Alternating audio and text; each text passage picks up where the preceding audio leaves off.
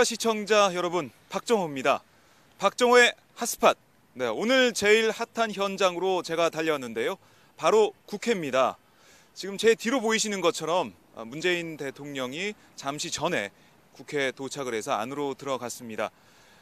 시정연설을 하기 위해서 문재인 대통령이 국회를 찾았는데요. 내년도 예산안에 대한 시정연설을 잠시 뒤 10시부터 국회 본회의장에서 할 예정입니다. 그 전에 국회의장실에서 국회의장단과 김명수 대법원장 또 여야 대표들과 함께 사전 환담을 할 예정인데요. 그 자리에서 어떤 얘기가 나올지도 많이 궁금합니다. 자, 내년 예산안 올해 예산보다 9.7% 오른 470조 5천억 원입니다. 일자리 관련 예산, 남북 협력 관련 예산 이런 것들이 좀 늘어나 있는 그런 예산인데요.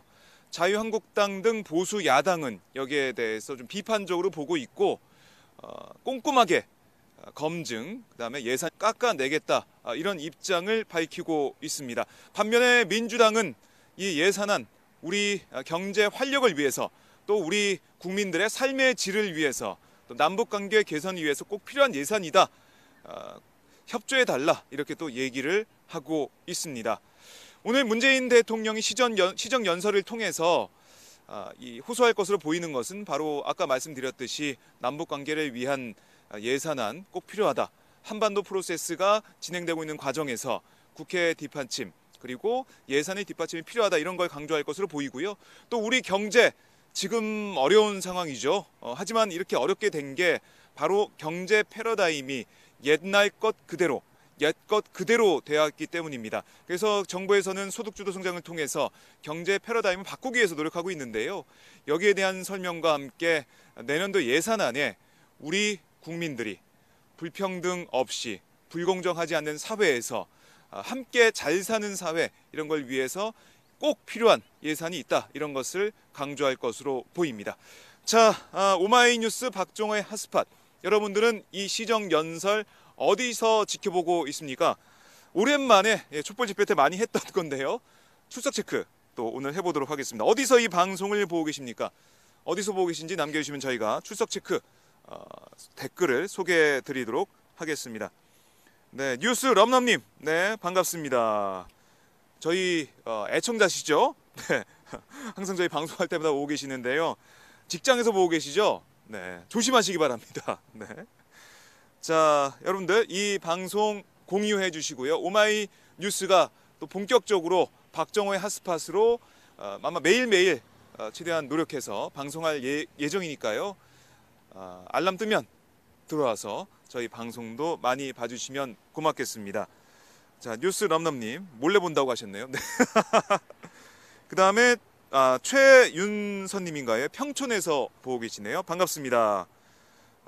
뉴스 럼럼님, 부장님 몰래 소리는 블루투스로. 네, 정말 멋진 저희 시청자십니다. 박지현님, 구로구 천왕동에서 함께하고 계시네요. 반갑습니다. 자, 미니 바라기님, 출근 중 길거리에서 봅니다. 대단하시네요. 야, 날씨도 쌀쌀해져서 이게 보기가 쉽지 않은데 고맙습니다. 전정님, 네, 광주에서 보고 있습니다. 고맙습니다. 자, 미리 바나기님, 오마이뉴스 화이팅 이렇게 하셨고요. 고맙습니다. 자, 어쨌든 지금 문재인 대통령의 지지율이 떨어지고 있다 이런 뉴스도 나오고 있는데요.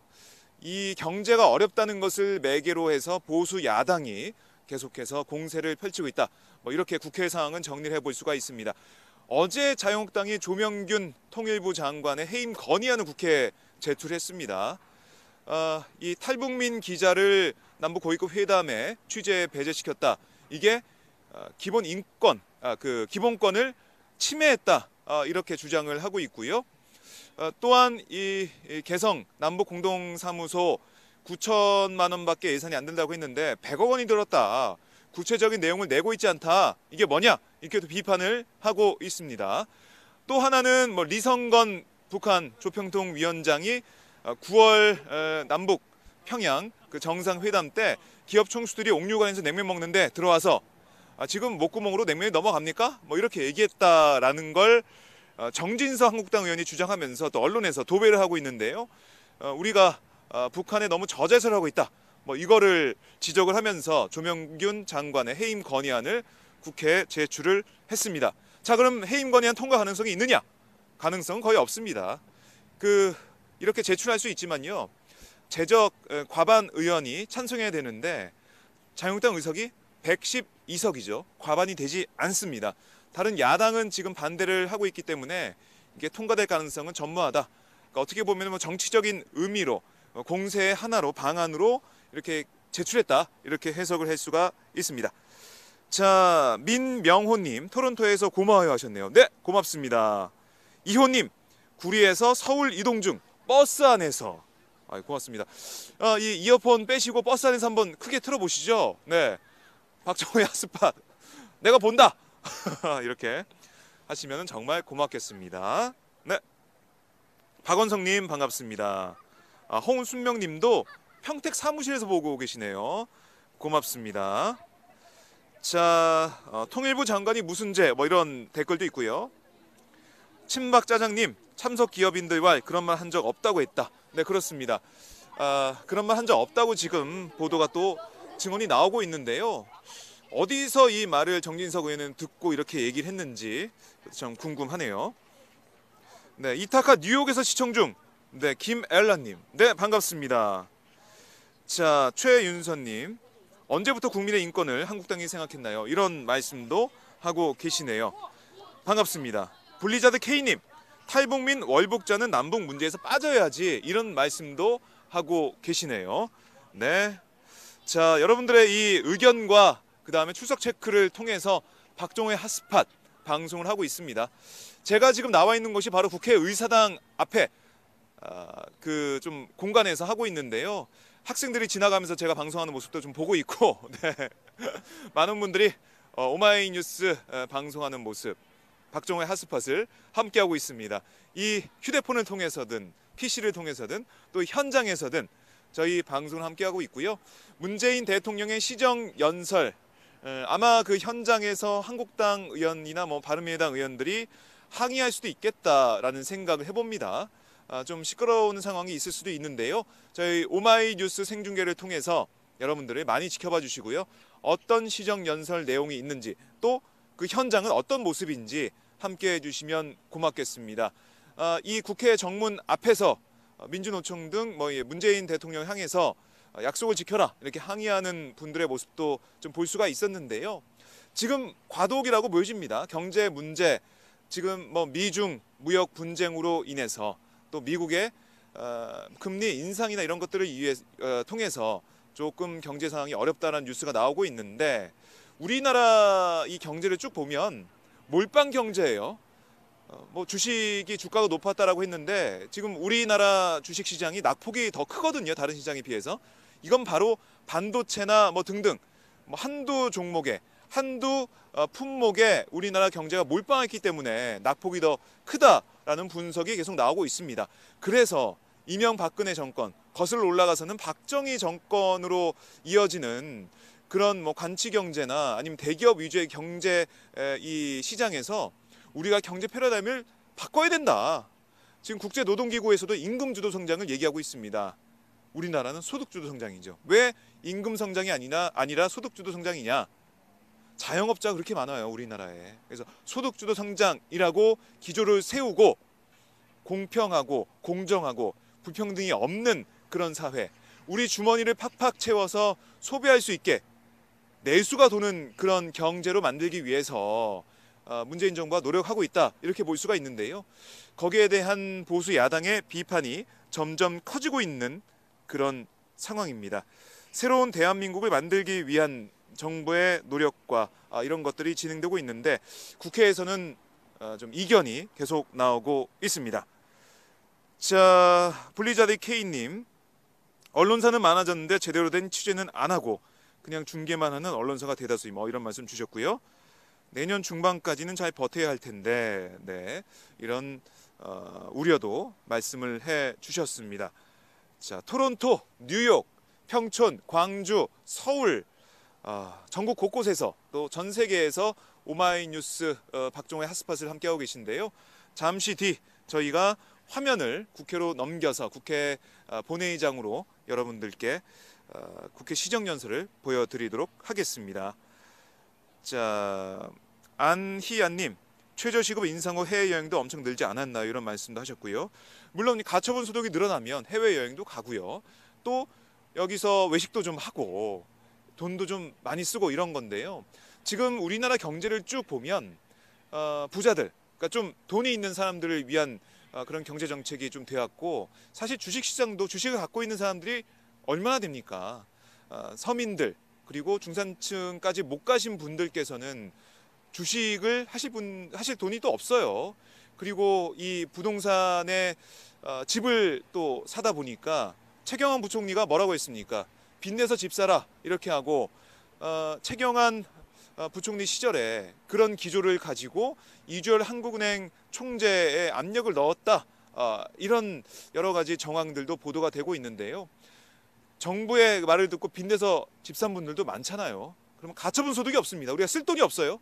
빚을 갚아야 되니까. 그래서 우리 주머니를 채울 수 있는, 또 가계부채가 더 늘어나지 않고 가계부채를 안정화시키면서 좀 연착륙시키면서 우리 경제가 패러다임을 바꿔야 되는데 대외 경제 상황이 그렇게 녹록치만은 않습니다. 자, 뉴스 넘넘님, 박 기자님 연말에 송년회 해요. 뵙고 싶어요. 라는 말씀하셨는데요. 한번 할까요? 네. 한번 고민을 해보도록 하겠습니다. 뉴스 넘넘님하고 저만 이렇게 둘이서 데이트를 하지 않을까 이런 생각도 해봅니다. 자, 저희가 오마이뉴스 박종원 핫스팟 방송할 때마다 핫한 곳을 저희가 찾아다니고 있습니다. 그러니까 오늘 제일 핫한 곳, 제일 뜨거운 곳. 그러니까 제가 여기 서 있으니까 아침에 출근할 때 추웠는데 햇빛이 비추니까 따뜻하네요. 핫하네요. 핫한 곳에서 방송을 하고 있습니다. 국회 시정연설, 문재인 대통령이 내년 예산안, 그러니까 올해보다 9.7% 늘어난 470조 5천억에 대한 예산안 설명이 있을 것으로 지금 예상이 되는데요. 물론 이 보수 농객들이나 보수 야당에서는 왜 이렇게 돈을 푸냐, 아니 이러다가 나라 살림 거덜나는 게 아니냐, 이렇게 지적을 하고 우려를 하고 있습니다. 그런데 여러분, 이게 국가 예산이라는 게 세금이 거친 만큼 푸는 겁니다. 쓰는 겁니다. 그동안 이명박 박근혜 정권에서 뭐 이 재정 균형 아니면은 뭐 흑자 재정 이렇게 하면서 나라는 잘 살게 됐는데, 우리 서민들, 우리 국민들은 세금은 세금대로 내는데 너무 힘들어요. 국가라는 게 세금을 걷었으면 풀어서 우리 국민들, 특히 세금을 풀게 되면 서민들을 위한 그런 일자리 정책 예산이나 자영업자를 위한, 영세 자영업자를 위한 그런 예산으로 가는 거거든요. 우리 서민들을 위해 쓰는 겁니다. 확장적 재정을 한다는 것은 국가가 우리 경제가 어려울 때, 그리고 우리 일자리가 조금 모자랄 때, 서민들이 힘들 때 할 수밖에 없는 거예요. 그게 국가의 역할이에요. 정부의 역할이에요. 근데 뭐 이게 마치 가계부 쓰듯이 좀 평균적으로 우리가 균형을 맞춰야 된다?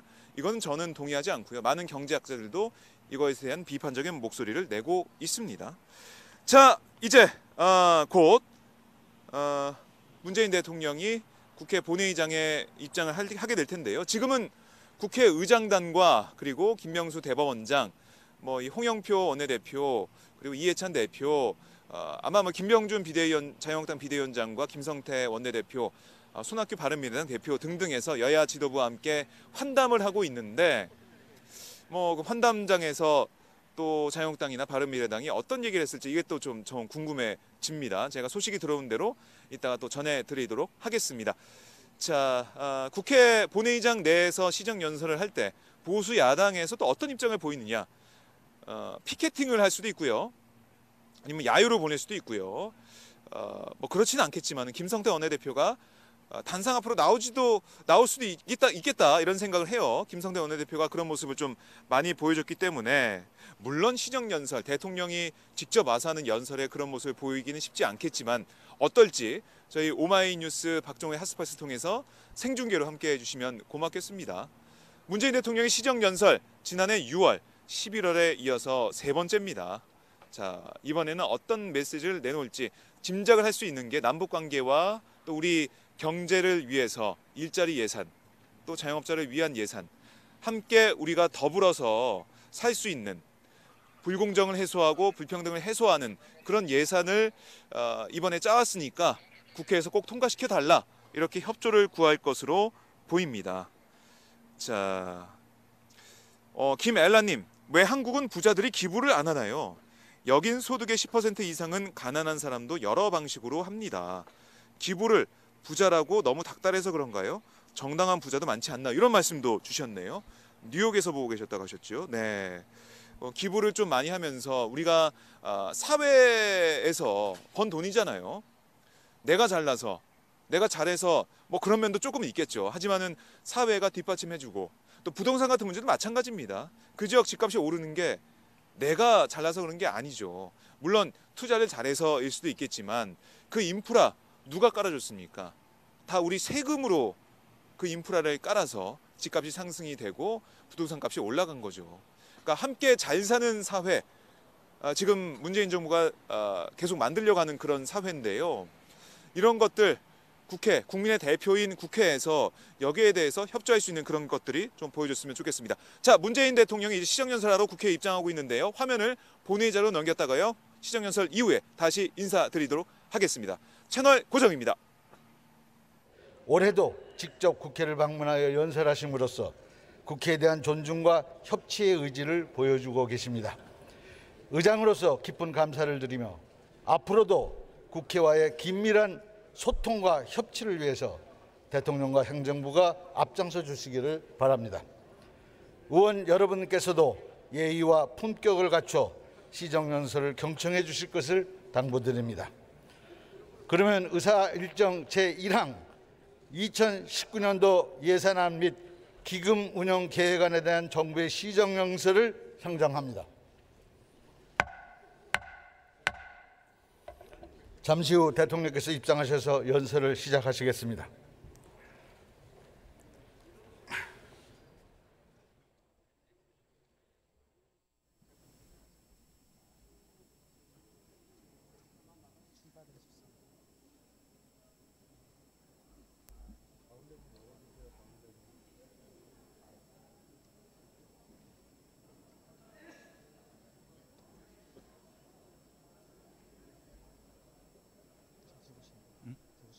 지금 대통령께서 본회의장에 입장하고 계십니다.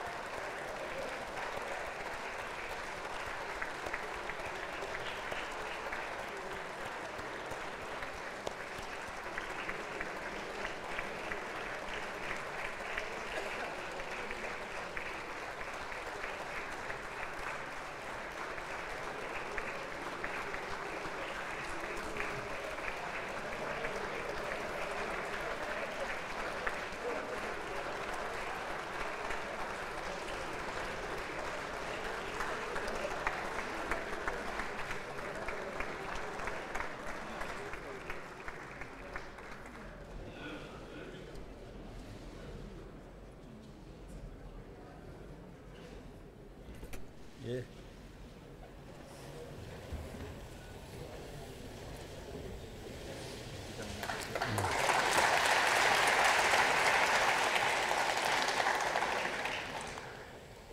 존경하는 국민 여러분, 국회의장님과 의원 여러분, 2019년도 예산안을 국민과 국회에 직접 설명드리고 협조를 요청하고자 합니다. 국민의 삶을 함께 돌아보는 자리가 되었으면 합니다. 예산은 성실하게 일한 국민과 기업이 빚어낸 결실입니다. 정직하게 세금을 납부해 주신 국민과 기업에 감사드립니다. 아울러 그 결실이 어떻게 쓰이고 있는지, 어떻게 쓰여야 하는지 깊은 관심을 가져주시길 바랍니다. 먼저 내년도 예산안의 방향과 목표를 말씀드리고 싶습니다. 이는 우리 사회가 가야 할 방향과 목표를 말씀드리는 것이기도 합니다. 우리는 함께 잘 살아야 합니다. 국민 모두가 각자의 자리에서 잘 살아야 개인도 공동체도 행복할 수 있습니다. 함께 잘 살자는 꿈이 민주주의와 경제 발전의 동력이 되었습니다. 함께 잘 살 수 있다는 믿음 속에서 우리는 일상에서 힘을 내며 우리의 공동체를 발전시켜 올 수 있었습니다. 국민의 노력으로 우리는 잘 살자는 꿈을 어느 정도 이루었습니다. 그러나 함께라는 꿈은 아직 멀기만 합니다. 사실 우리가 이룬 경제 발전의 성과는 놀랍습니다. 올해 우리는 수출 6천억 불을 돌파할 전망입니다. 사상 최대입니다. 수출 규모로만 보면 세계 6위의 수출 대국입니다. 경제 성장률도 우리와 경제 수준이 비슷하거나 앞선 나라들과 비교하면 여전히 가장 높은 편입니다. 세계가 우리의 경제 성장에 찬탄을 보냅니다. 우리 스스로도 자부심을 가지만 합니다.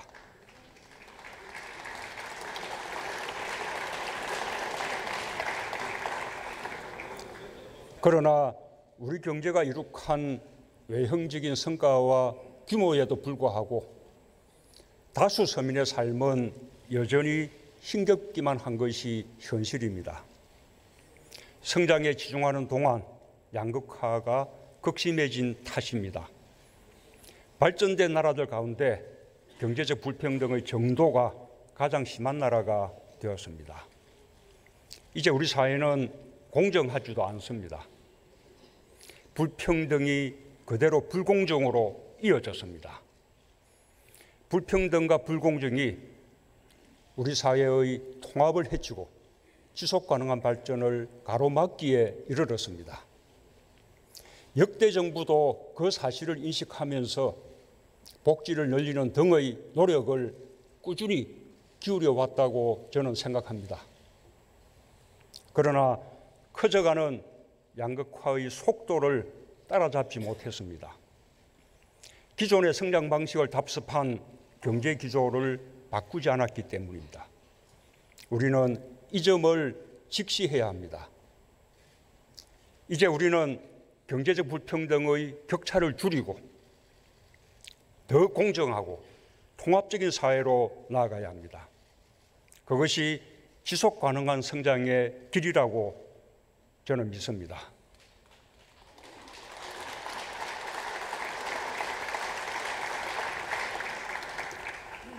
지난 1년 6개월은 함께 잘 살기 위해 우리 경제와 사회 구조를 근본적으로 바꾸고자 했던 시간이었습니다. 평범한 국민의 삶에 힘이 되도록 사람 중심으로 경제 기조를 세웠습니다. 함께 잘 살기 위한 성장 전략으로 소득주도 성장, 혁신 성장, 공정 경제를 추진했습니다. 구조적 전환은 시작했지만 아직 가야 할 길이 멉니다. 전통 주력 산업인 제조업의 침체가 계속되고 있고 고용의 어려움도 해소되지 않고 있습니다. 미국의 금리 인상, 미중 무역 분쟁 등 대외 여건의 불확실성으로 금융시장의 변동성도 커지고 있어서 더욱 엄밀하게 살펴보아야 합니다. 새롭게 경제 기조를 바꿔가는 과정에서 소상공인, 자영업자, 고령층 등 힘겨운 분들도 생겼습니다. 그러나 함께 잘 살자는 우리의 노력과 정책 기조는 계속되어야 합니다. 그것이 경제 상황을 안정적으로 관리하는 한편 정책 기조 전환 과정에서 생기는 어려움을 해소하기 위해 보완적인 노력을 더 강화하겠습니다. 저성장과 고용 없는 성장, 양극화와 소득 불평등, 저출산 고령화, 산업 구조의 변화 같은 구조적인 문제는 단기간에 해결하기 어려운 과제입니다. 우리 경제 체질과 사회 구조가 근본적으로 바뀌고 성과가 나타날 때까지 시간이 걸릴 수밖에 없습니다. 경제 불평등을 키우는 과거의 방식으로 되돌아갈 수는 없습니다. 물은 웅덩이를 채우고 나서야 바다로 흘러가는 법입니다. 전환 과정에서 발생하는 고통을 함께 이겨내겠습니다. 분담하고 협력하는 가운데 우리는 누구나 인간다운 삶을 보장받고 함께 공존할 수 있게 될 것입니다. 국가가 국민의 삶을 전 생애에 걸쳐 책임지고 기업이 사회적 책임을 다하며 개인이 일 속에서 행복을 찾을 때 우리는 함께 잘 살 수 있습니다.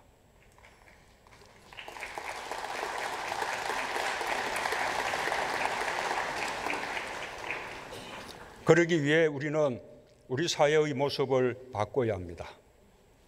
사회 안전망과 복지 안에서 국민이 안심할 수 있는 나라가 되어야 합니다. 공정한 기회와 정의로운 결과가 보장되는 나라가 되어야 합니다. 국민 단 한 명도 차별받지 않는 나라가 되어야 합니다. 그것이 함께 잘 사는 포용국가입니다. 우리가 가야 할 길이며 우리 정부에게 주어진 시대적 사명입니다. 이미 세계은행, IMF, OECD 등 많은 국제기구와 나라들이 포용을 말합니다. 성장의 열매가 모두에게 골고루 돌아가는 포용적 성장과 중하위 소득자들의 소득 증가, 복지, 공정경제를 주장합니다. 우리 정부가 추구하는 포용도 같은 취지입니다. 포용적 사회, 포용적 성장, 포용적 번영, 포용적 민주주의에 이르기까지 배제하지 않는 포용이 우리 사회의 가치와 철학이 될 때 우리는 함께 잘 살게 될 것입니다. 국회에서 함께 힘과 지혜를 모아주시기 바랍니다.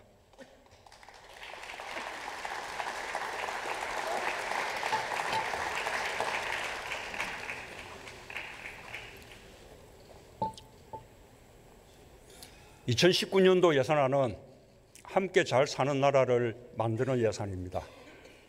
포용국가를 향한 중요한 첫걸음이 될 것입니다. 존경하는 국민 여러분, 의원 여러분, 포용국가가 지금 내 삶과 어떻게 관련되는지 실감나지 않을 수 있습니다. 몇천억, 몇십조 하는 예산상의 숫자만으로 와닿지 않을 것입니다. 저는 오늘 2019년도 예산안이 시행될 때 우리의 삶이 어떻게 달라지는지 어느 4인 가족을 가정하여 말씀드리고 싶습니다. 열심히 일하는 30대 여성과 남성이 만나 가정을 꾸렸습니다. 어머니를 모시고 출산을 앞둔 부부는 준비해야 할 것도 또 걱정할 것도 많습니다. 포용국가에서 출산과 육아는 가족과 국가 모두의 기쁨입니다. 따라서 부담도 정부가 함께 나누어야 합니다. 출산급여는 그동안 고용보험 가입자에게만 지원되었지만 내년부터는 고용보험에 가입되지 않은 비정규직, 자영업자, 특수고용직 등의 산모에게도 매달 50만 원씩 최대 90일간 정부가 출산급여를 지급합니다. 산모는 건강관리사에게 산후조리 도움을 받을 수 있습니다. 아빠는 기존 3일에서 10일간 유급 출산 휴가를 쓸 수 있게 되고 중소기업의 경우 정부가 5일치 급여를 부담합니다. 엄마와 아빠가 번갈아 육아휴직을 할 때 두 번째 휴직 부모의 혜택을 더 늘렸습니다. 두 번째 휴직하는 부모는 첫 3개월간 상한액을 250만 원까지 올린 육아휴직 급여를 받습니다. 이후 9개월의 급여도 통상임금의 50%를 받게 됩니다. 올해 9월부터 한 아이당 월 10만 원 아동수당이 지급되고 있습니다. 아기 분유와 기저귀값 걱정을 덜 수 있습니다. 내년에 도입하는 신혼부부 임대주택과 신혼희망타운은 부부의 내 집 마련 꿈을 앞당겨 줄 것입니다. 정부가 금리 차익을 지원해 최저 1.2%의 저금리로 사용하고 30년 동안 나누어서 상환할 수 있게 함으로써 대출 부담도 덜어드리겠습니다. 부부 중 한 명이 올해 중소기업에 새로 취업한다면 청년 내일 체험 공제에 가입할 수 있습니다. 3년이 되면 3천만 원의 목돈이 만들어집니다.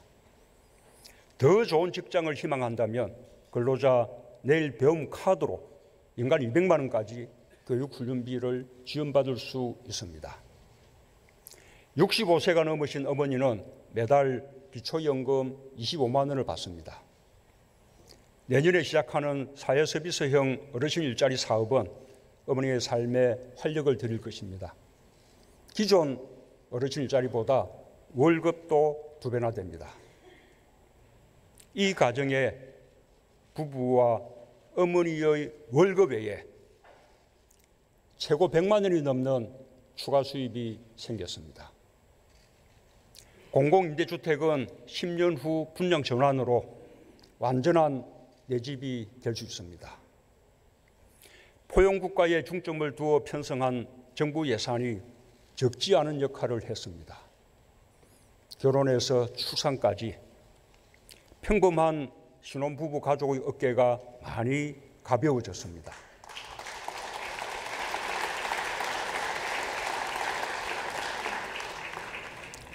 존경하는 국민 여러분, 의원 여러분, 이제 2019년 예산안의 특징과 주요 내용을 말씀드리겠습니다. 총 지출은 470조 5천억 원 규모로 올해보다 9.7% 늘렸습니다. 2009년도 예산 이후 가장 큰 폭으로 증가한 예산안입니다. 우리는 작년에 3%대의 경제성장을 달성했지만 올해 다시 2%대로 되돌아갔습니다. 열해 전부터 시작된 2%대 저성장이 고착화될 가능성이 높습니다. 대외 여건도 좋지 않습니다. 보호무역주의 확산과 무역 분쟁, 미국의 금리 인상 등으로 인해 세계 경기가 내리막으로 꺾이고 있습니다. 대외 의존도가 큰 우리 경제에 더 큰 부담이 될 수 있습니다. 따라서 재정이 보다 적극적인 역할을 할 때입니다. 작년과 올해 2년 연속 초과 세수가 20조 원이 넘었는데 늘어난 국세 수입을 경기 회복을 위해 충분히 활용하지 못했다는 아쉬움이 있습니다. 재정 여력이 있다면 적극적인 재정 운용을 통해 경기 둔화의 위험에 선제적으로 대비하고 일자리 양극화, 저출산, 고령화 같은 구조적인 문제에 본격적으로 대응해야 합니다.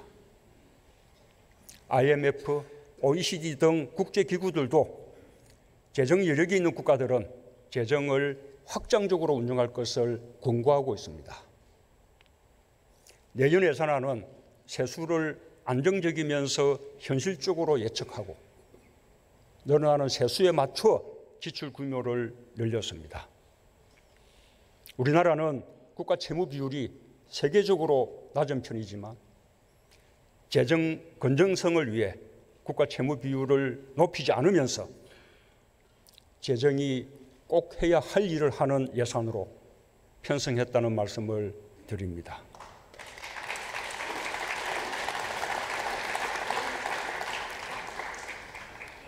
포용국가로 나아가기 위한 예산입니다. 일자리를 통해 누구나 꿈을 이룰 수 있도록 돕고 혁신 성장을 본격적으로 추진할 것입니다. 포용적인 사회를 위해 취약계층을 지원하고 사회 안전망을 확충하는 데도 중점을 두었습니다. 소득 3만 불 시대에 걸맞게 국민의 안정과 삶의 질을 높이는 노력에도 큰 비중을 두었습니다. 첫째, 일자리 예산을 올해보다 22% 증가한 23조 5천억 원 배정했습니다. 일자리는 국민 한 사람 한 사람이 인간다운 삶을 살기 위한 출발점입니다. 청년, 여성, 어르신, 신중년, 장애인 등 취약계층의 일자리를 만드는 데 역점을 두었습니다. 청년 추가 고용 장려금을 7천억 원으로 대폭 늘렸습니다. 올해 9만 명을 포함하여 대상자가 18만 8천 명으로 확대됩니다. 청년을 한 명 더 추가 고용할 때마다 3년 동안 연간 최대 900만 원을 지원받을 수 있습니다. 청년 내일 채용 공제 대상도 11만 명에서 23만 명으로 2배 이상 늘었습니다. 중소, 중견기업에 취직하면 3년 안에 최대 3천만 원의 목돈을 만들 수 있습니다. 이직이나 재취업을 희망하는 신중년에게는 맞춤형 훈련을 지원할 것입니다. 어르신들 일자리는 61만 개, 아이, 어르신, 장애인 돌봄 일자리는 13만 6천 개로 늘렸습니다. 장애인 일자리는 2,500개를 신설해 2만 개로 확대했습니다. 중증 장애인 현장 훈련과 취업을 연계해주는 지원 고용 사업을 2,500명에서 5,000명으로 확대했습니다.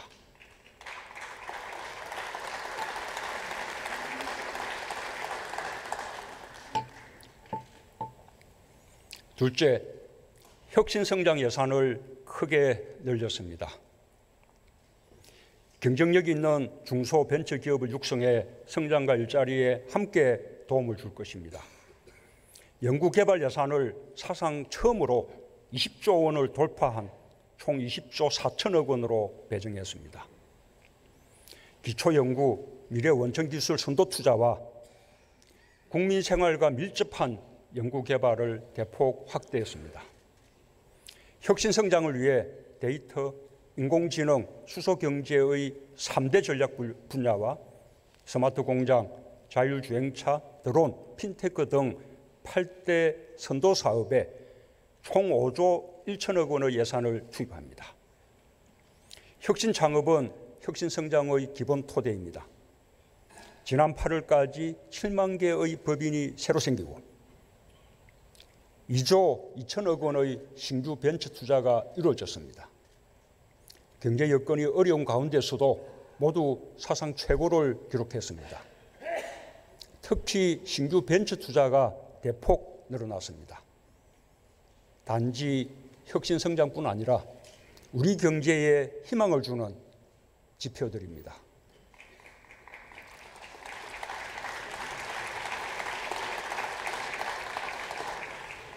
청년 창업의 꿈을 더 키우겠습니다. 시제품 제작, 마케팅 등에 필요한 자금을 바우처 형식으로 최대 1억 원까지 받을 수 있습니다. 창업부터 성장과 재창업에 이르기까지 기업 단계별로 맞춤형 지원을 강화하겠습니다. 일자리 창출 촉진 자금을 신설하고 창업 성공 패키지 지원을 확대해 창업 생태계가 활성화되도록 지원하겠습니다. 혁신 성장을 위한 규제 혁신도 속도감 있게 추진하고자 합니다. 그동안 의료기기, 인터넷 은행, 데이터 경제 분야에서 규제 혁신이 이루어졌습니다. 한국형 규제 샌드박스는 기업의 신기술과 신제품의 빠른 출시를 지원하게 될 것입니다.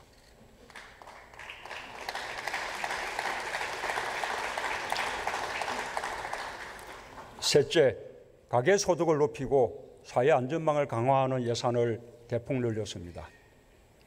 일하는 저소득 가구에게 지원하는 근로장려금은 소득주도 성장에 기여하고 포용국가로 나아가기 위한 핵심 정책입니다.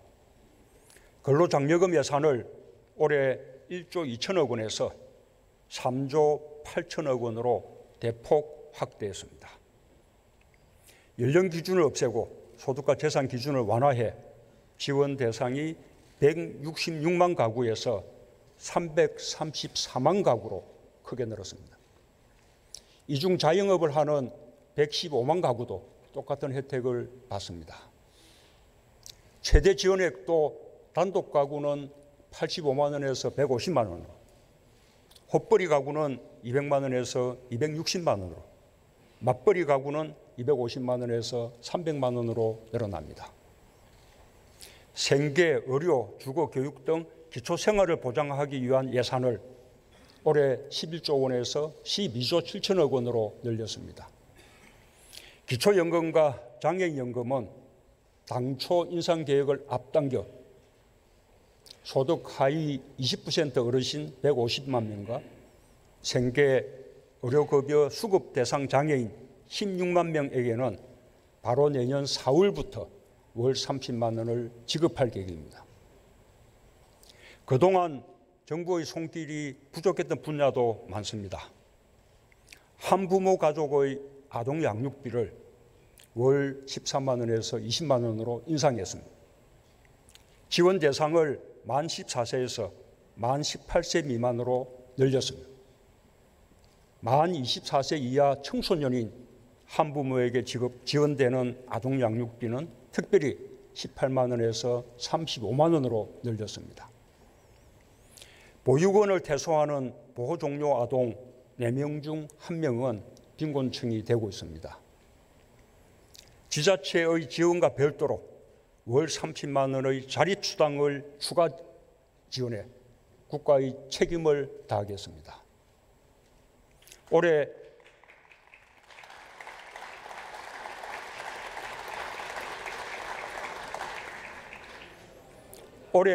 발달장애인에 대한 생애 주기별 종합대책을 마련했습니다. 이에 따른 예산도 반영했습니다. 영세 소상공인과 자영업은 우리 경제의 중요한 구성원입니다. 최저임금 인상에 따른 어려움을 함께 극복하기 위해 일자리 안정자금을 내년에도 2조 8천억 원 반영했습니다. 카드 수수료 부담을 줄이기 위해 소상공인 간편결제 시스템을 구축해 우선 내년에 100만 점포를 지원하고 저금리 특별대출 2조 원, 신용보증 2조 원 확대도 추진합니다. 1인 영세 자영업자에 대한 고용보험료 지원 대상을 대폭 확대하고 지원 기간을 2년에서 3년으로 늘렸습니다.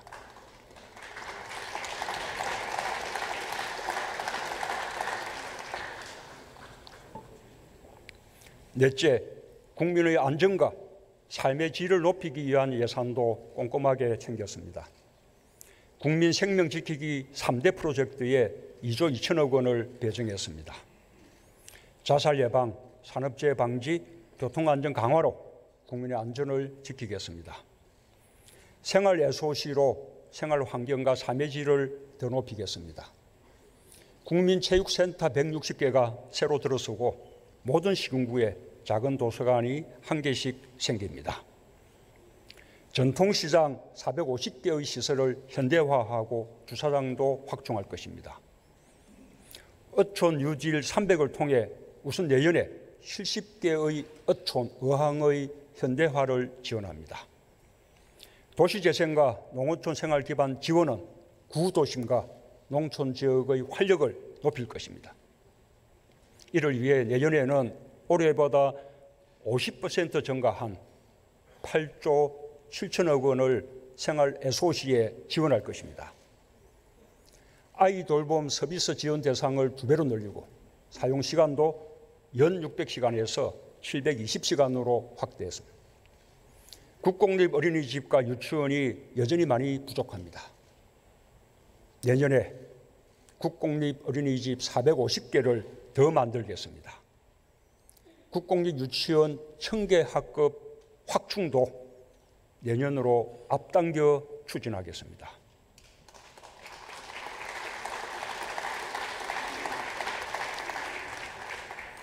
아울러 아동의 학습권을 보장하고 교사의 처우 개선으로 더 좋은 교육이 이루어지도록 하겠습니다. 초등학교 입학 후 온종일 돌봄도 대폭 확대하겠습니다. 존경하는 국민 여러분, 의원 여러분, 포용국가와 더불어 지속가능한 대한민국을 이끄는 또 하나의 축은 평화의 한반도입니다. 지난 1년 사이 세 차례 남북 정상회담과 역사적인 북미 정상회담이 개최되었습니다. 남북은 군사 분야 합의서를 통해 한반도에서 남북 간의 군사적 충돌 위험을 완전히 제거했습니다. 서해 5도의 주민들은 더 넓은 해역에서 안전하게 꽃게잡이를 할 수 있을 것입니다. 파주와 연천, 철원과 고성 등 적병 지역은 위험지대에서 교류 협력의 지대로 탈바꿈할 것입니다.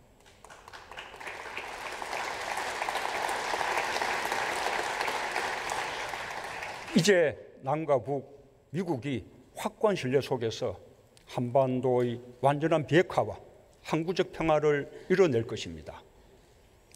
두 번째 북미 정상회담이 눈앞에 와 있습니다. 조만간 김정은 위원장의 러시아 방문과 시진핑 주석의 방북도 이루어질 것으로 보입니다. 북일 정상회담 가능성도 열려 있습니다. 김정은 위원장의 서울 답방도 조만간 이루어질 것입니다. 한반도와 동북아 공동 번영을 향한 역사적인 출발선이 바로 눈앞에 와 있습니다. 우리는 기차로 유라시아 대륙을 넘고 동아시아 철도 공동체를 통해 다자 평화 안보 체제로 나아갈 것입니다. 기적같이 찾아온 기회입니다. 결코 놓쳐서는 안 될 기회입니다.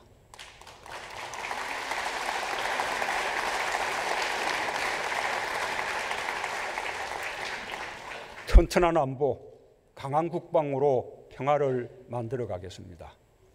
평화야말로 우리 경제의 새로운 성장 동력이 될 것입니다. 이를 위해 국방 예산을 올해보다 8.2% 정액했습니다. 한국형 삼축 체계 등 핵심 전력에 대한 투자를 확대하고 국방 연구 개발 예산을 늘려 자주 국방 능력을 높여나가고자 합니다. 험한 지역에서 근무하는 장병의 복지를 확대하고 군 의료 체계를 정비하는 등 복무 여건도 개선할 것입니다. 남북 간 철도와 도로 연결, 산림협력, 이산가족 상봉 등 남북 간에 합의한 협력 사업들도 여건이 되는 대로 남북협력기금을 통해 차질 없이 지원하겠습니다.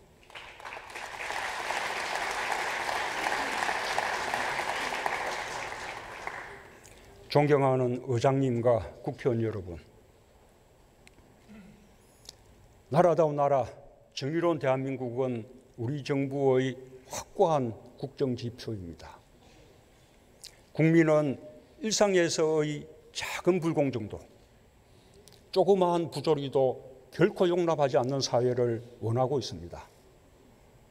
정부는 국민의 요구에 응답하여 권력 적폐를 넘어 생활 적폐를 청산해 나갈 것입니다. 사회 전반에 반칙과 특권이 없는 공정한 사회를 만드는 데 국회가 함께해 주시길 바랍니다. 권력기관 정상화를 위한 법과 제도의 정비도 더 이상 늦출 수 없습니다. 정부는 역사상 최초로 검경 수사권 조정 합의안을 도출해냈습니다. 국회에서 매듭을 지어주시기 바랍니다. 고위공직자 범죄수사처 법안도 하루속히 처리해 주시길 바랍니다.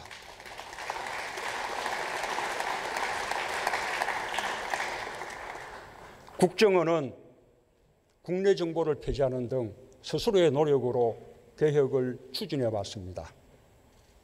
국회가 국정원법 개정을 마무리해 국민의 정보기관으로 다시 태어날 수 있도록 해 주십시오.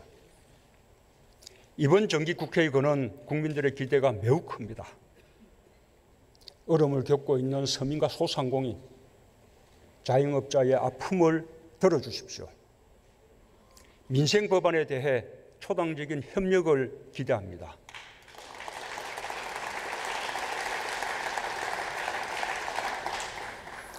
법에 따라 5년 만에 쌀 집금의 목표 가격을 다시 정해야 합니다. 정부는 우선 현행 기준으로 목표 가격안을 제출할 수밖에 없습니다. 농업인들의 소득 안정을 위해 목표 가격에 물가 상승률이 반영되기를 바랍니다. 정부는 그와 함께 공익형으로 직불제를 개편해 나가겠습니다. 적정한 수준의 목표 가격이 설정되도록 협력해 주실 것을 요청합니다. 경제민주화 관련 법안이 성과를 내면 공정경제의 제도적 틀을 마련할 수 있습니다. 규제혁신 관련 법안은 혁신 성장에 속도를 내기 위해 반드시 필요합니다. 국가균형 발전과 자치분권의 확대를 위해 중앙사무를 지방에 일괄 이양하고 지자체의 실질적 자치권과 주민자치를 확대해야 합니다. 관련 법안들이 국회에서 신속히 심의 처리되길 바랍니다.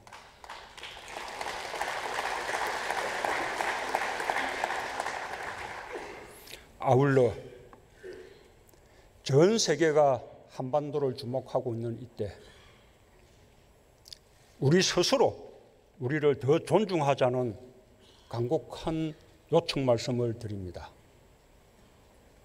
우리 정부와 미국 정부가 북한과 함께 노력하고 있는 한반도 비핵화와 평화 프로세스에 북회가 꼭 함께 해주시길 부탁드립니다.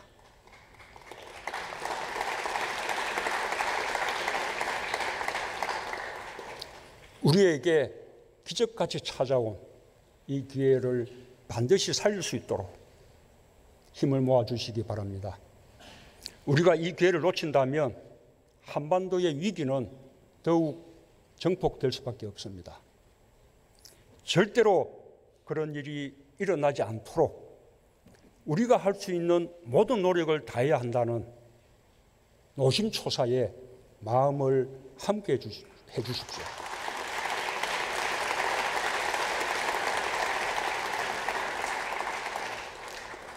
남북 국회담도 성공적으로 진행되길 기대합니다. 정부로서도 모든 지원을 다할 것입니다. 국민의 삶을 더 나아지게 하고 한반도의 평화를 정착시키는 일에 정부와 국회, 여와 야가 따로 있을 수 없습니다. 11일부터 시작하기로 국민들께 약속한 여야정 국정상설협의체가 협력 정치의 좋은 틀이 되길 바랍니다. 우리는 함께 잘 살아야 합니다. 우리는 함께 잘 살 수 있습니다. 평화와 번영의 한반도, 포용국가를 향한 국민의 희망이 이곳 국회에서부터 피어오르길 바람하지 않습니다. 감사합니다.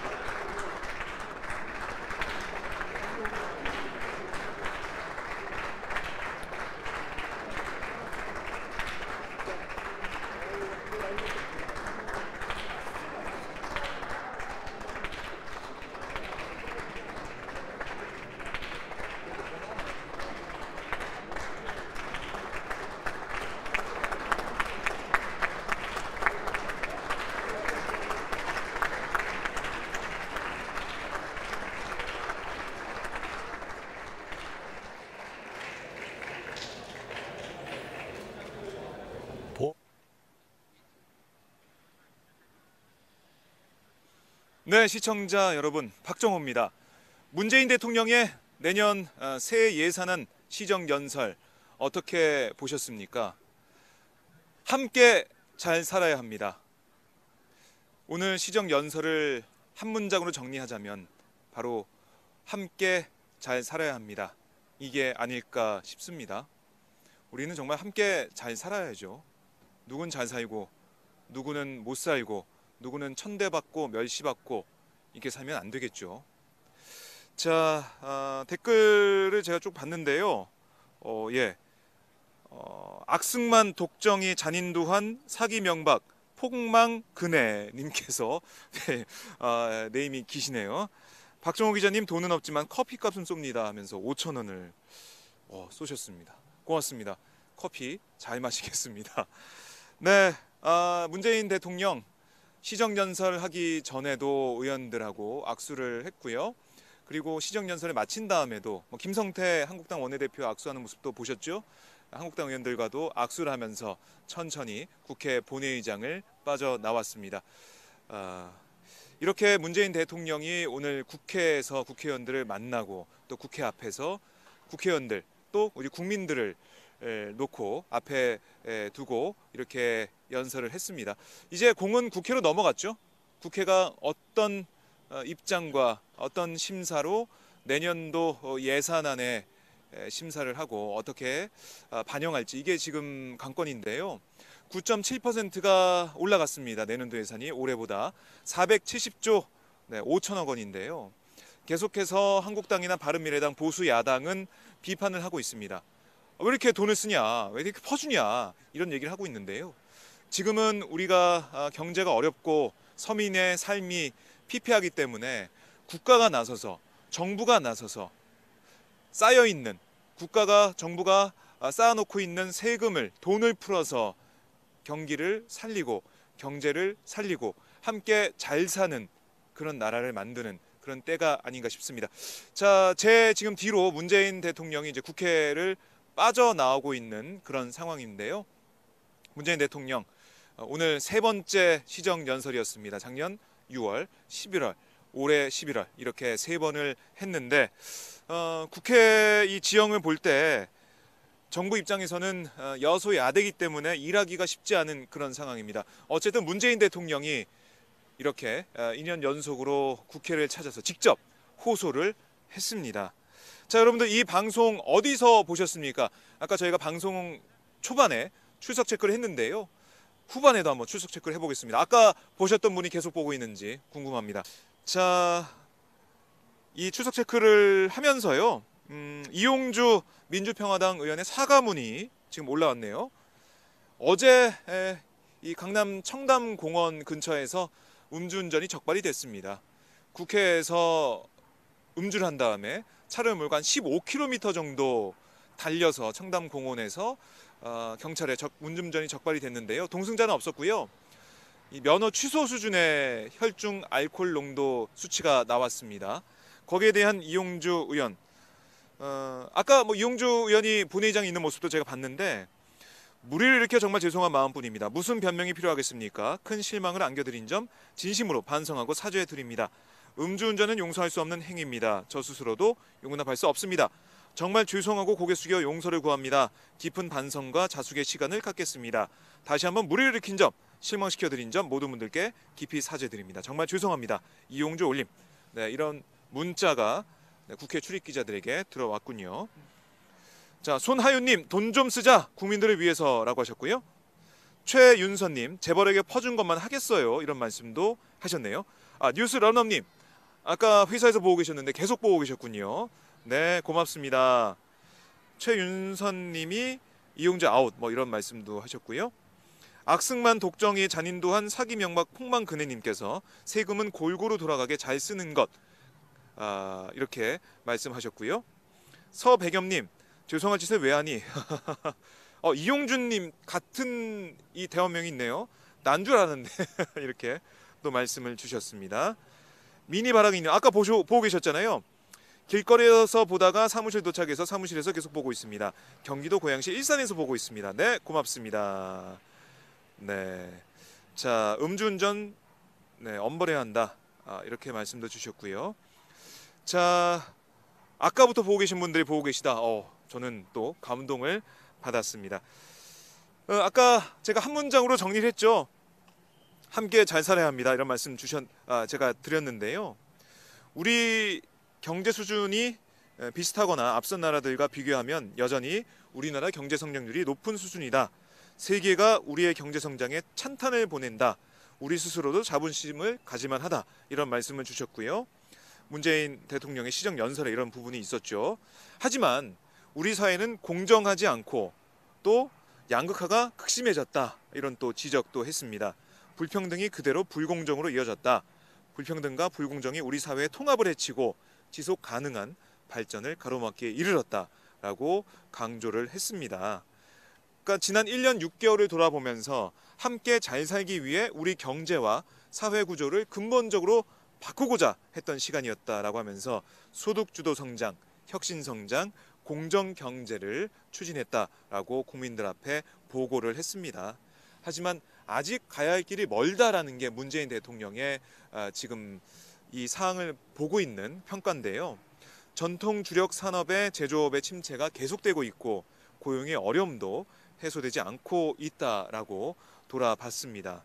그리고 미국의 금리 인상, 미중 무역 분쟁 등 대외 여건의 불확실성으로 금융시간의 변동성도 커지고 있다라는 어려움을 또 토로했고요. 하지만 그럼에도 불구하고 함께 잘 살자라는 기조, 이것은 버릴 수 없다. 이런 문재인 대통령의 강조가 또 있었습니다. 경제 불평등을 키우는 과거의 방식으로 돌아갈 수 없다. 이런 얘기를 했고요. 물은 웅덩이를 채우고 나서야 바다로 흘러가는 법이다. 라는 비유를 하기도 했습니다. 이렇게 해서 포용국가를 위해서 저출산 사항을 해결하기 위해 예산을 투여하고 또 일자리 늘리기 위한 예산을 투여하겠다. 이런 것들을 강조했고요. 그러니까 2009년도 예산 이후 가장 큰 폭으로 증가한 예산이지만 우리나라 경제 성장률 지금 다시 2%대로 돌아가고 있거든요. 그러니까 2%대 저성장이 고착될 가능성이 있기 때문에 우리 정부가 그대로 있을 수 없다. 확장을 할 수밖에 없다. 재정을 풀 수밖에 없다. 이런 취지의 발언을 이어나갔습니다. 포용국가로 가기 위한 예산, 취약계층을 지원하고 사회 안전망을 확충하는데 쓸 수밖에 없는 예산이다. 또 청년 일자리를 위해서 쓸 수밖에 없는 예산이다. 우리가 써야 된다. 어쩔 수 없다. 우리 경제 패러다임 바꾸고 우리 경제가 함께 잘 사는 경제로 가기 위해서는 꼭 필요하다. 이런 것을 거듭 강조를 했습니다. 그리고 또 하나 중요한 축이 바로 평화의 한반도였죠. 지난 1년 사이 세 차례의 남북 정상회담이 있었고요. 역사적인 북미 정상회담이 개최됐습니다. 어느 정부에서도 어느 정권에서도 하지 못했던 일을 문재인 정부에서 해냈는데요. 또 특히 남북이 군사 분야 합의서를 통해서 한반도의 남북 충돌 가능성을 정말로 아예 제거를 해버렸습니다.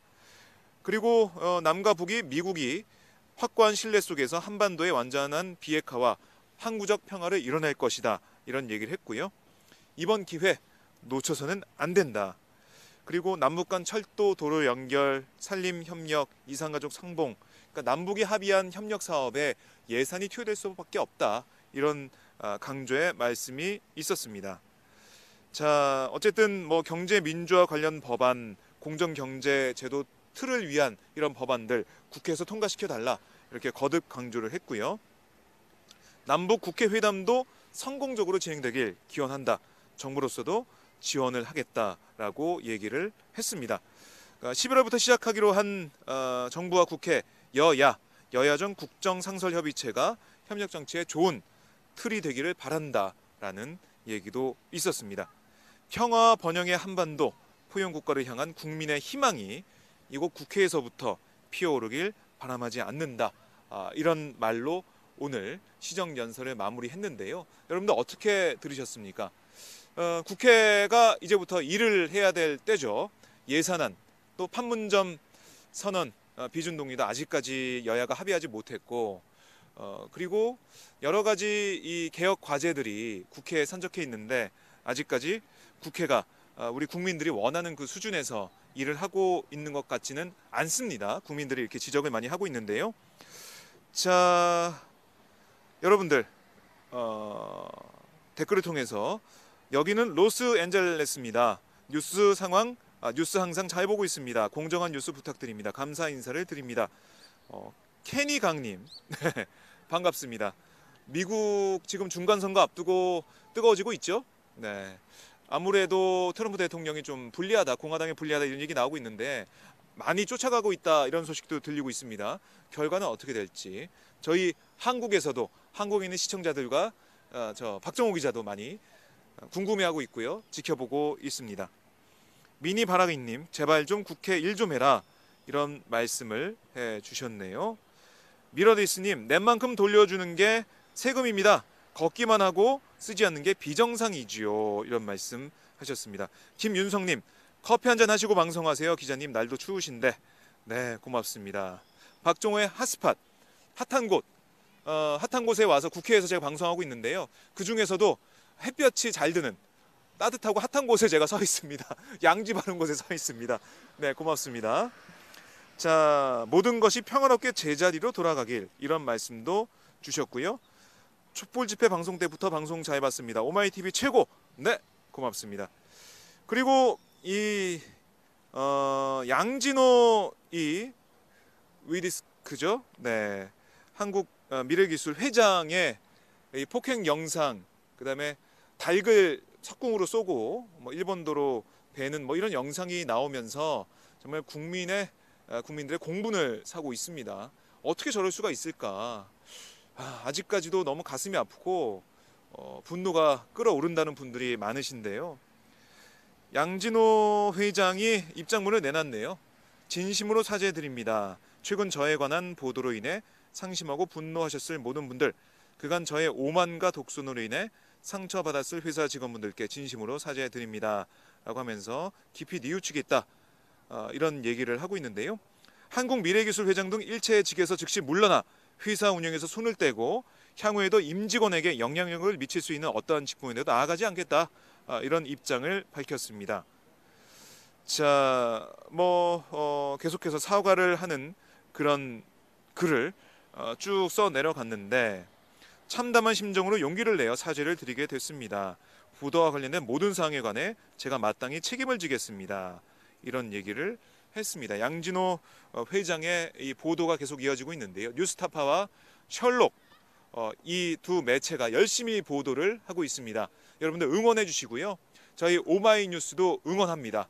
여러분들 저와 함께 이 양진호 회장의 정말 상상도 할 수 없었던 이런 일들, 이런 계속해서 연속적인 보도가 이어질 텐데 함께 지켜봐 주시고 끝까지 양진호 회장의 문제점들 끝까지 봐주시면 고맙겠습니다. 자, 앤님, 여긴 미국 메릴랜드입니다. 네, 고맙습니다. 자, 찡찡이님, 벌을 받아야 한다. 양진호 회장 말씀하셨네요. 자, 이렇게 저희가 오늘 박종호의 핫스팟이 국회에 와서 문재인 대통령의 내년 예산안 시정연설 생중계로 보내드렸습니다. 여러분들 어떻게 보셨습니까? 박종호의 핫스팟, 저희가 매일매일 여러분과 함께 핫한 현장을 가도록 최선을 다해 보겠습니다. 오마이뉴스 지난 촛불 집회 때 열심히 방송했던 것 기억하시죠? 저희가 다시 한번 뛰겠습니다. 네, 여러분들 그동안 저희가 방송을 잘 못해서 오마이뉴스 왜 이렇게 방송 안 하는 거야 실망 많이 하셨을 텐데요. 다시 한번 저희가 뛰겠습니다. 여러분들 관심과 성원 보내주시고요. 함께 여러분과 소통하는 방송 오마이뉴스 박정호의 핫스팟이 되도록 하겠습니다. 시청해주신 여러분 정말 감사드리고요. 이후에 문재인 대통령의 시정연설 재방송이 이어집니다. 아까 보지 못하셨던 분들께서는 함께 또 봐주시고요. 내일 또 박정호의 핫스팟 핫한 현장이나 아니면 핫한 인터뷰로 인사드리도록 하겠습니다. 여러분들 오늘 하루도 즐겁고 행복한 하루 되시길 바라겠습니다. 고맙습니다.